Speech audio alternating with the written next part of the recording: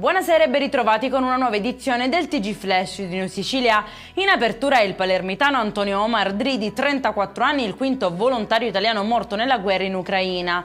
Arriva oggi la conferma ufficiale, era dato per disperso dal 27 marzo. L'ultimo contatto con la famiglia risaliva pochi giorni prima del bombardamento che ha colpito il bunker dove si trovava. Mi dimetto da direttore generale per rispetto delle istituzioni e della comunità. Con queste parole Ferdinando Croce ha annunciato le sue dimissioni davanti alla Commissione Sanità dell'Ars.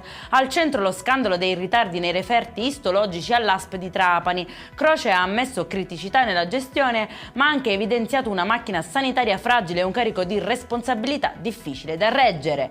Blitz della polizia alla Vucciria di Palermo, sequestrati 2 locali totalmente abusivi.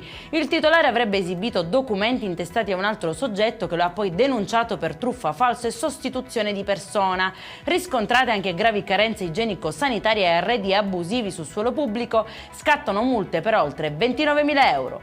Violenza all'ospedale di Sciacca nell'Agrigentino, dove un 54enne in attesa di essere visitato ha colpito al volto con un pugno un infermiere. Il paziente sarebbe andato in escandescenza dopo essere scivolato dalla barella dove si trovava. Informati di quanto accaduto, i carabinieri lo hanno denunciato. E in chiusura il meteo: per la giornata di domani non è prevista alcuna allerta, ma non si escludono probabili piogge su ben 5 province. Per questa edizione è tutto, prossimo appuntamento domani alle 13:30. Buona serata.